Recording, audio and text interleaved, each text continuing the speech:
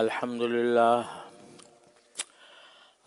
لله نحمده ونستعينه ونستغفره ونؤمن به ونتوكل عليه ونعوذ بالله من شرور أنفسنا ومن سيئات أعمالنا من يهده الله فلا مضل له ومن يضلل فلا هادي له وأشهد أن لا إله إلا الله وحده لا شريك له وأشهد أن سيدنا ومولانا محمدا عبده ورسوله صلى الله تعالى عليه وعلى آله وأصحابه وبارك وسلم تسليما كثيرا أما بعد فأعوذ بالله من الشيطان الرجيم بسم الله الرحمن الرحيم يا أيها الذين آمنوا عليكم أنفسكم لا يضركم من ضل إذا اهتديتم إلى الله مرجعكم جميعا فينبئكم بما كنتم تعملون آمنت بالله صدق الله مولانا العظيم. میرے محترم دوستوں اور بھائیوں اور بزرگوں، السلام علیکم ورحمۃ اللہ تعالی وبرکاتہ۔ آج کل ہمارے ملک میں ایک عجیب قسم کی بے چینی اور اضطراب لوگوں کے دلوں پر چھایا ہوا ہے۔ ہر طرف سے حالات بڑے تشویشناک نظر آتے ہیں۔ عوام کے اوپر مہنگائی کا ایک طوفان مسلط ہے۔ ملک کے خزانے خالی ہو رہے ہیں۔ سیاسی طور پر قوم بٹی ہوئی ہے۔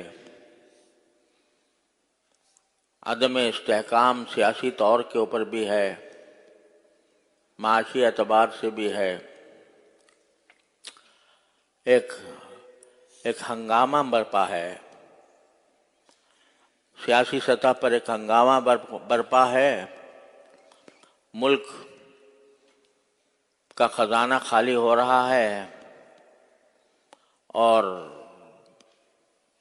ہم غیروں سے قرضے لینے کے، سودی قرضے لینے کے ابوال میں مبتلا ہیں اور لوگوں کو اپنا مستقبل بڑا مخدوش نظر آتا ہے۔ عام آدمی کی مشکلات کئی گنا بڑھ چکی ہیں۔ لوگوں کے لیے اپنے گھر کا انتظام کرنا اور اپنے لیے روزی کمانا یہ مشکل ہو گیا ہے۔ بے روزگاری کا بھی ایک عظیم فتنہ ہے جو پورے ملک کے اوپر مسلط ہے۔ ایسے حالات میں ایک عام آدمی کیا کرے؟ عام آدمی کے ہاتھ میں نہ سلطنت ہے، نہ حکومت ہے، نہ اقتدار ہے، نہ اس کے پاس وسائل ہیں کہ وہ ان حالات کو درست کر سکے۔ تو جب اس قسم کے حالات پیدا ہو جائیں، جب ایک انسان کے لیے ملک کی بہتری کا کوئی وسیلہ موجود نہ رہے، تو اللہ تبارک و تعالیٰ نے سورہ مائدہ کی اس آیت میں جو میں نے آپ کے سامنے ابھی پڑھی ہے، ایک نسخہ بتایا۔ وہ نسخہ بہت زیادہ مشکل نہیں ہے، لیکن اس پر عمل کر کے اگر ہم اہتمام کریں اور اس پر عمل کرنے کی اہمیت دل میں پیدا کریں، تو یہی نسخہ بالآخر ملک کی اور قوم کی اور ملت کی مجموعی بہتری کی طرف لے جا سکتا ہے۔ اگر آپ اور ہم مجلسوں میں بیٹھ کر حالات کا شکوہ کریں اور کہیں بھائی بہت برے حالات ہیں، بہت برے حالات ہیں، مہنگائی اس طرح بڑھ گئی ہے، سیاسی لڑائیاں اس طرح ہو رہی ہیں، حکومت اس طرح ناکام ہو رہی ہے اور عوام اس طرح پس رہے ہیں، اور کون کیا کر رہا ہے اس پر تبصرے ہم اپنی مجلسوں میں کرتے رہے ہیں، تو اس سے کیا حاصل؟ اس سے حالات بدل نہیں سکتے۔ اگر ہم اپنی مجلسوں کو ان تبصروں سے آباد رکھیں اور برائی کا شکوہ کرتے رہیں، تو اس سے کوئی حالات میں کوئی تبدیلی نہیں آ سکتی۔ لیکن ایک کام ہے جو ہر آدمی کے کرنے کا ہے، ہر مسلمان کے کرنے کا ہے، وہ اللہ تبارک و تعالی نے اس آیت کریمہ میں بیان فرمایا، اور وہ بڑا منطقی اور بڑا عقلی اور بڑا حکیمانہ طریقہ ہے جو اللہ تبارک و تعالی نے اس آیت کریمہ میں بیان فرمایا۔ وہ یہ ہے کہ بھائی تم دوسروں کو خرابی سے روکنے کی تمہارے اندر طاقت نہیں ہے۔ اگر کوئی دوسرا آدمی ملک کی تباہی کا کام کر رہا ہے تو آپ کے پاس طاقت نہیں ہے کہ اس کا ہاتھ پکڑ لیں، لیکن ایک کام آپ کے اپنے بس میں ہے، اس کی طرف توجہ دو۔ وہ کیا ہے؟ وہ یہ کہ تم خود اپنے آپ کی طرف دیکھ کر، اپنے حالات کا جائزہ لے کر، جہاں جہاں تم اپنے زندگی میں غلطی کر رہے ہو، کم از کم اپنے آپ کو اس غلطی سے بچا لو۔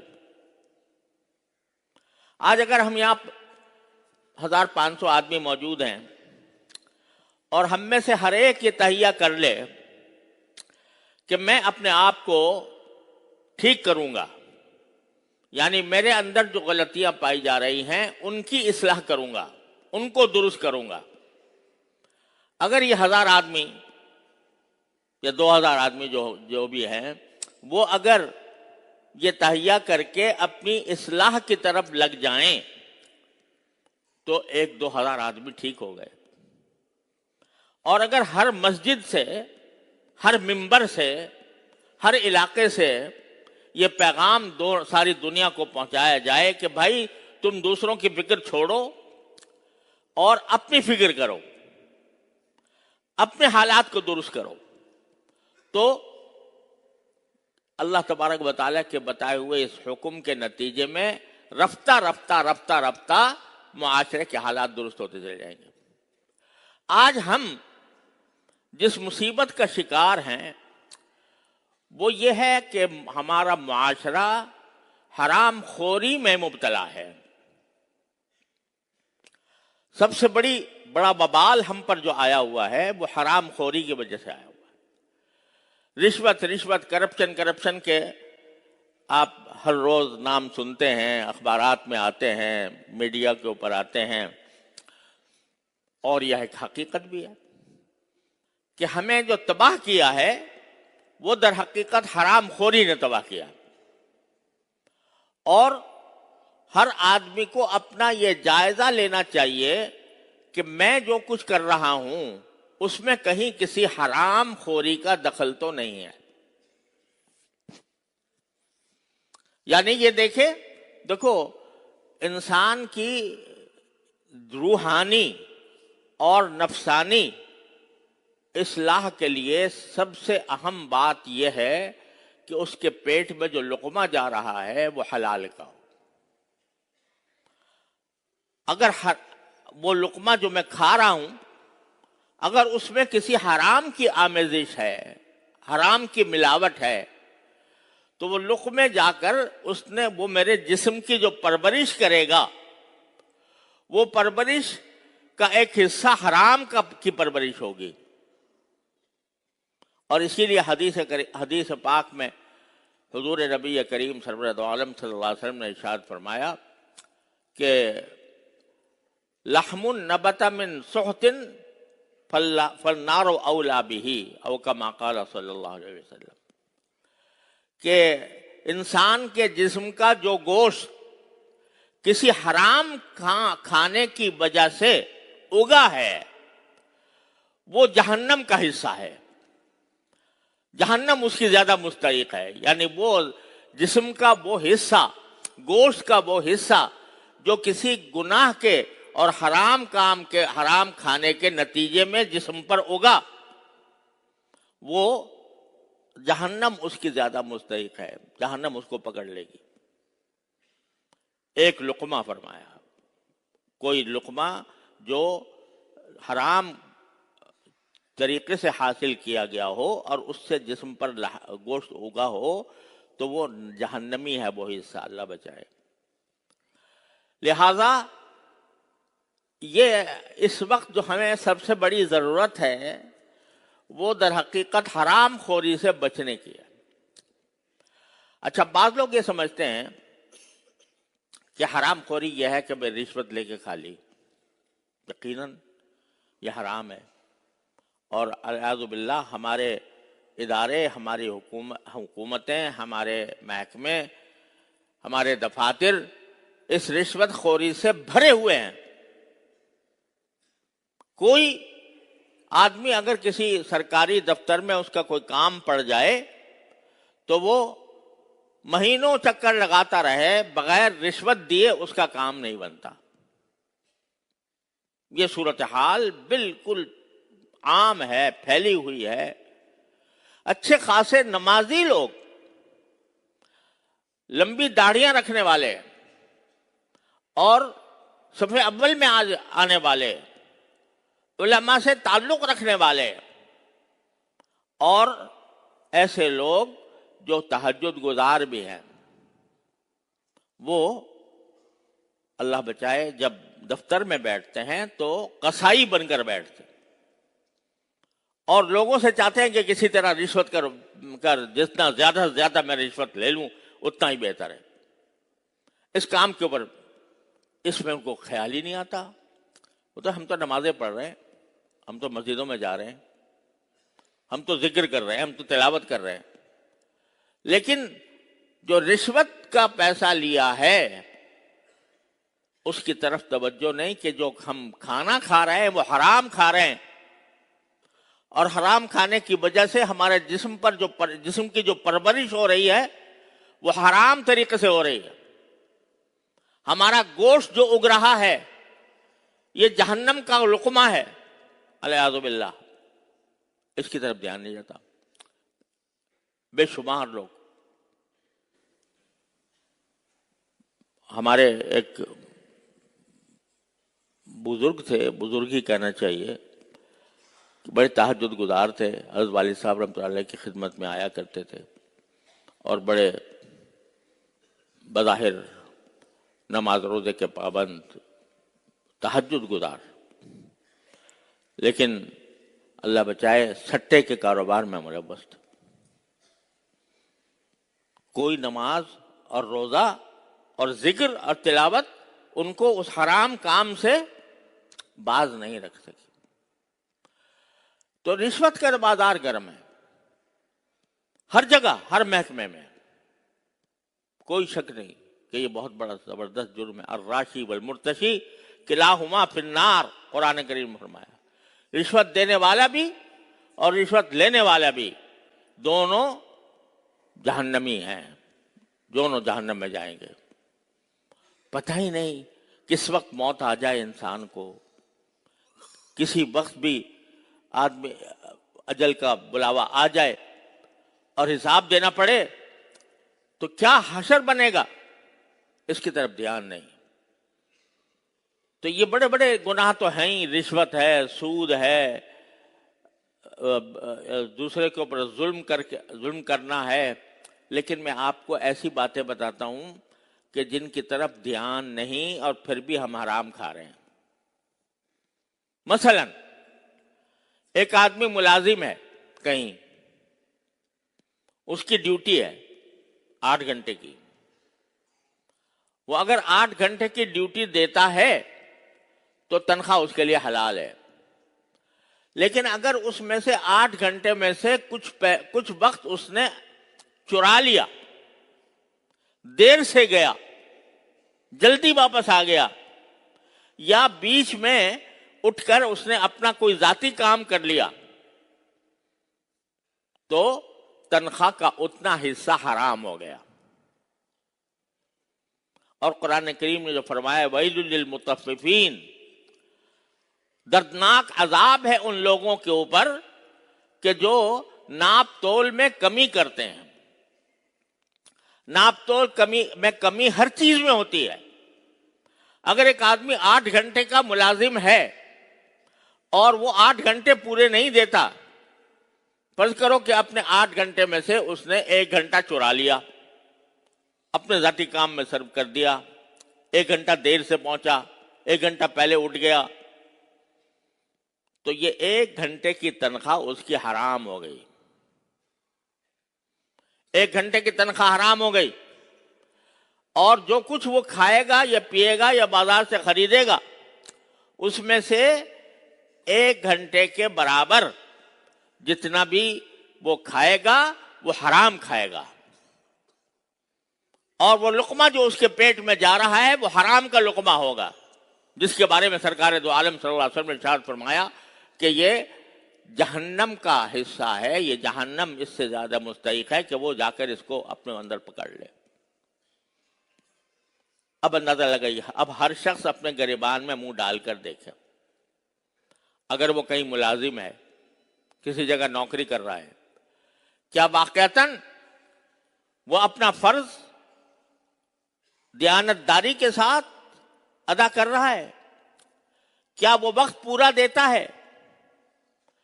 اگر پورا نہیں دیتا، اس میں سے کوئی وقت چوری کرتا ہے، تو اتنی تنخواہ اس کی حرام ہے. اور جو کھانا وہ خریدے گا، کھانے کی چیزیں خریدے گا، اس میں حرام شامل ہو گیا. اس منہ میں جو لقمہ جائے گا، اس لقمے میں حرام شامل ہو گیا. تو ساری دنیا کی تباہی تمہارے ذمہ داری نہیں ہے. دنیا کہاں جا رہی ہے، کس طرح تباہ ہو رہی ہے، تمہارے اوپر اپنی ذمہ داری ہے. علیکم انفسکم، اپنی خبر لو. جہاں کہیں ایسا ہو کہ کوئی شخص اس طرح چوری کر رہا ہو وقت کی، تو یہ چوری اس کے لیے حرام خوری کا ذریعہ بن گئی. اب اس پر کتنے لوگوں کا دھیان ہے؟ اس پر خود ہر آدمی دیکھ لے کہ کتنا دھیان ہے. اگر اپنے وقت میں جو وقت میں اس کی ذمہ داری ہے اس کو اس نے ادا نہیں کیا، تو حرام کام کیا، حرام کھانا کھایا، حرام تنخواہ لی. یہ ایک ایسی چیز ہے کہ جو ہر شخص کو اپنے گریبان میں منہ ڈال کر اپنے حالات کو دیکھنا چاہیے. ایک آدمی تجارت کر رہا ہے، تجارت کرتے ہوئے یہ رسول کریم سرور دو عالم صلی اللہ علیہ وسلم نے یہ ارشاد فرمایا کہ اگر کوئی شخص کوئی چیز بیچے اور اسے پتا ہو کہ اس میں کوئی عیب ہے، کوئی نقص ہے، کوئی کمی ہے، اور وہ بیچتے وقت خریدار کو اس عیب کے بارے میں نہ بتائے، بس بیچ دیا، سوچا اچھا چلو نکل گئی چیز، آنکھوں پر دھول ڈال کر کوئی چیز بیچ دی.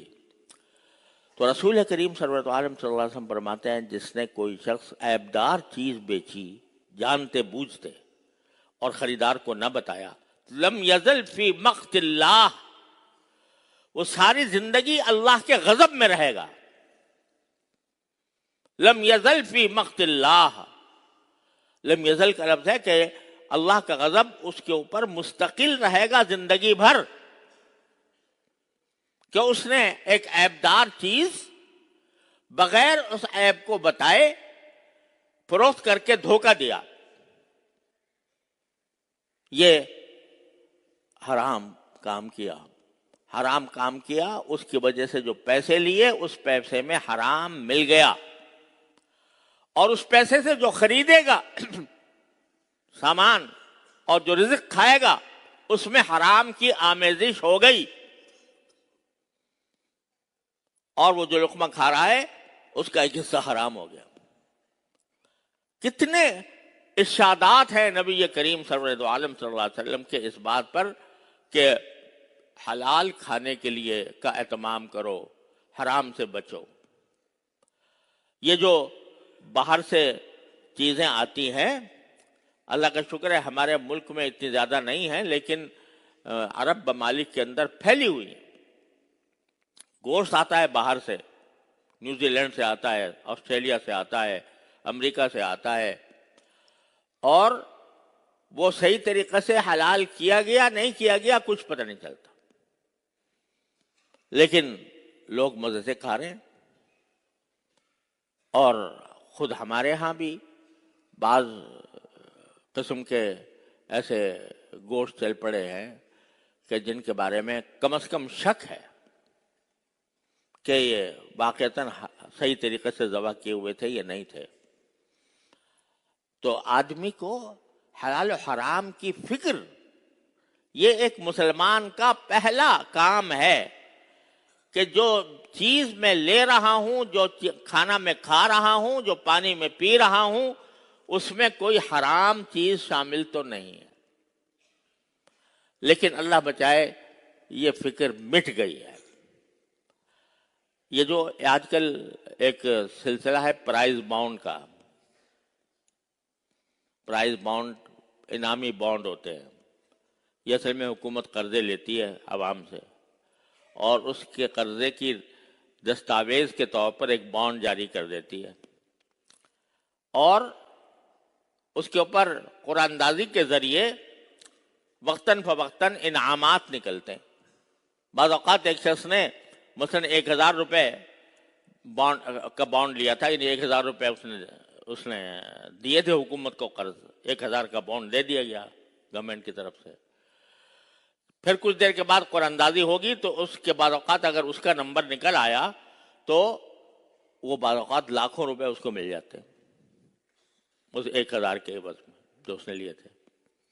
اب یہ سراسر سود اور قمار، اور لوگ آرام سے پرائز بانڈ لے رہے ہیں اور کھا رہے ہیں اور انعامات لے رہے ہیں۔ مجھے اپنے ایک عزیز کا واقعہ یاد ہے کہ جب ان کو پتہ چلا کہ یہ انعام کی رقم جو ملی ہے حرام ہے، تو انہوں نے سوچا کہ بھئی اس سے کسی طرح جان چھڑائیں۔ جب کوئی حرام انسان کے پاس آ جائے، کوئی حرام روپیہ آ جائے، حرام پیسے آ جائیں، تو شریعت کا حکم یہ ہے کہ اس کو صدقہ کر دو، بغیر نیت ثواب کے صدقہ کر دو، شریعت کا حکم یہ ہے۔ تو وہ خدا ترس خاتون تھیں، ان کو جب یہ پتہ چلا کہ یہ حرام ہے تو انہوں نے کہا کہ جی میں تو اس کو صدقہ کروں گی، کیونکہ یہ حرام ہے، میں حرام کھانا نہیں چاہتی۔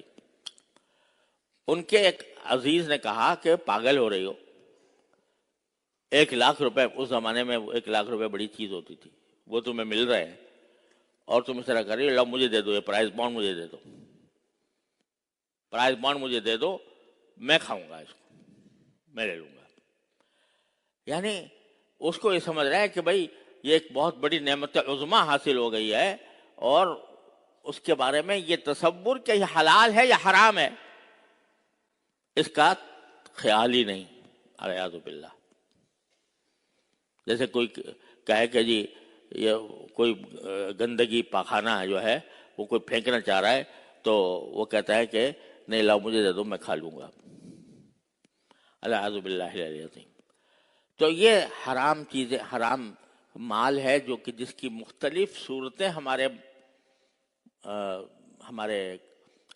زندگی میں شامل ہو گئی ہیں۔ تو بینک میں اکاؤنٹ کھولا اور سیونگ اکاؤنٹ میں پیسے رکھ دیے، سودی بینک میں۔ اب اکاؤنٹ میں پیسے رکھ دیے، اس کے اوپر کچھ نہ کچھ نفع آتا رہتا ہے۔ نفع کیا؟ وہ سود ہوتا ہے، سود ملتا رہتا ہے اس کو۔ تو کسی کو خیال ہے کہ بھائی میں نے اکاؤنٹ کھولا تھا اس کے اوپر کتنے روپے مجھے سود کے ملے ہیں، اس کے اوپر کچھ پرواہ ہی نہیں؟ دیکھا کہ بھائی پہلے جب ہم نے داخل کیا تھا تو ہمارا بینک بیلنس اتنا تھا اور سود مل کر اس کا وہ بہت زیادہ ہو گیا. سبحان اللہ، بڑی خوشی کی بات ہے کہ بھائی زیادہ ہو گیا، وہ آرام سے کھایا جا رہا ہے. کسی نے حساب رکھا کہ بھائی کتنا میں نے جمع کیا تھا وہ میرا اصل تھا، اور جو کتنا میرے اوپر سود آیا ہے وہ حرام ہے، میں اس کو کسی طریقے سے اپنی جان چھڑاؤں اس سے. بہت کم لوگ ہیں، شاذ و نادر، جن کو یہ فکر ہوتی ہے. تو قرآن کہتا ہے علیکم انفسکم، اپنی خبر تو لو. ساری دنیا کا شکوہ کر رہے ہو کہ فلاں نے اتنا کھا گیا، فلاں اتنا کھا گیا، فلاں نے اتنا کرپشن کر دیا، فلاں نے اتنا کرپشن کر دیا. ارے تم نے کتنا کرپشن کیا؟ تم نے کتنی حرام خوری کی؟ اس کا جائزہ لے کر دیکھو. تو قرآن کہتا ہے بجائے اس کے کہ دوسرے لوگوں کی حرام خوری پر تبصرے کرتے رہو، ان پر تنقیدیں کرتے رہو، ان کو برا بھلا کہتے رہو، اس کے بجائے خود دیکھو میری آمدنی میں کوئی چیز حرام شامل تو نہیں ہوئی. اور میں کہتا ہوں کہ طلباء کو جو وظائف ملتے ہیں چھوٹے موٹے ہی صحیح، لیکن وہ اس شرط پر ملتے ہیں کہ جو مدرسے کے قواعد و ضوابط ہیں ان کی پابندی کریں. اگر مدرسے کے قواعد و ضوابط کی پابندی نہیں کرتے، جتنی خلاف ورزی کی جائے گی مدرسے کے قواعد و ضوابط کی، تو اس وظیفے کا اتنا حصہ حرام ہو جائے گا. لیکن دھیان ہے، فکر ہے، دوسروں پر تبصرے کرنے اور تنقیدیں کرنے کے لیے زبانیں کھلی ہوئی ہیں، مجلسیں آباد ہیں، لیکن خود اپنا جائزہ لینے کی فکر نہیں ہے کہ میں کہاں اپنے آپ کو ہلاکت کے گڑھے میں ڈال رہا ہوں. قرآن یہ کہتا ہے کہ بے شک حالات خراب ہے، بے شک حرام خوری کا سکہ بیٹھا ہوا ہے، لیکن تم دوسروں کے حالات کو دیکھنے کے بجائے اپنی فکر کرو میرے رزق میں کہیں کسی حرام ناجائز چیز کی آمیزش تو نہیں ہو رہی. علیکم انفسکم لا یضرکم من ضل اذا اہتدیتم، اگر تم صحیح راستے پر آ جاؤ تو جو غلط راستے پر جا رہے ہیں وہ تمہیں کوئی نقصان نہیں پہنچا سکیں گے. الی اللہ مرجعکم جمیعا، تم سب کو آخر اللہ کے پاس لوٹ کر جانا ہے. فینبئکم بما کنتم تعملون، اس وقت اللہ تبارک و تعالیٰ تمہیں بتائے گا، کھول کر بتائے گا کہ تم کیا کیا کرتے تھے. تو میرے بھائیوں اور عزیزوں، یہ ایک بہت ہی دردناک پیغام ہے جو اللہ تبارک و تعالیٰ نے ہمیں آپ کو دیا ہے کہ بجائے دوسروں پر تنقید اور تبصرے کرنے کے اپنا جائزہ لو، میں کہاں غلطی کر رہا ہوں. بعض اوقات ایک آدمی کا ایک عمل جو اللہ کی رضا کے لیے کیا جائے، اس کے انوار و برکات دوسروں تک بھی پہنچتے ہیں، اس کے انوار و برکات مستقبل تک بھی پہنچتے ہیں. نبی کریم سرورت عالم صلی اللہ علیہ وسلم غزوہ احزاب کے موقع پر خندق کھود رہے ہیں، محنت یہاں ہو رہی ہے خندق کھودنے کی. سرکار دو عالم صلی اللہ علیہ وسلم اپنے دست مبارک سے خندق کھودنے کے لیے ایک چٹان کے اوپر کلاڑی مارتے ہیں. کلاڑی یہاں مار رہے ہیں، دکھائے جا رہے ہیں قیصر و کسریٰ کے محلات. یعنی اس جب چنگاریاں اڑی تو آپ کو قیصر و کسریٰ کے محلات دکھائے گئے کہ یہ آپ کے قبضے میں آنے والے ہیں. محنت یہاں ہو رہی ہے، نتائج وہاں ظاہر ہو رہے ہیں. تو اگر کوئی بندہ اخلاص کے ساتھ اللہ تعالیٰ کی رضا کی خاطر کوئی نیک عمل کرتا ہے اور اپنی اصلاح کرنے کی فکر کرتا ہے، تو یہ نہ سمجھنا کہ وہ صرف ایک ذات کی حد تک محدود رہے گا. انشاءاللہ اس کے اثرات دیر پا ہوں گے، اس کے اثرات مستقبل پر اثر انداز ہوں گے. یہاں جب آپ خندق کھود رہے تھے اس کے کم از کم بھی 15-20 سال کے بعد کیسر و کسرا کے محلات فتح ہوئے. اس وقت تو کھانے کو پیٹ بھرنے کو روٹی بھی نہیں تھی, آپ نے پیٹ پر پتھر باندھا ہوا تھا. لیکن 20 سال کے بعد اس کے اثرات ظاہر ہوئے. تو میرے بھائیوں, اس کو مایوس ہونے کے بجائے اور مایوسی پھیلانے کے بجائے اس طرف متوجہ ہو ہر انسان کہ میرے کرنے کا جتنا کام ہے اس کو میں ٹھیک انجام دے دوں, اللہ تعالیٰ کی رضا کی خاطر, اخلاص کے ساتھ, صدق کے ساتھ. تو کچھ بعید نہیں ہے کہ اللہ تبارک و تعالیٰ ہمارے حالات تبدیل فرما دیں. ما بقوم حتی یغیروا ما بانفسہم, اللہ تعالیٰ قوم کے حالات اس وقت تک تبدیل نہیں کرتا جب تک کہ وہ خود اپنے حالات تبدیل کرنے کے لیے تیار نہ ہوں. اللہ تعالیٰ اپنے فضل و کرم اپنی رحمت سے ہم سب کو اس پر عمل کی توفیق عطا فرمائے. وآخر دعوانا الحمدللہ.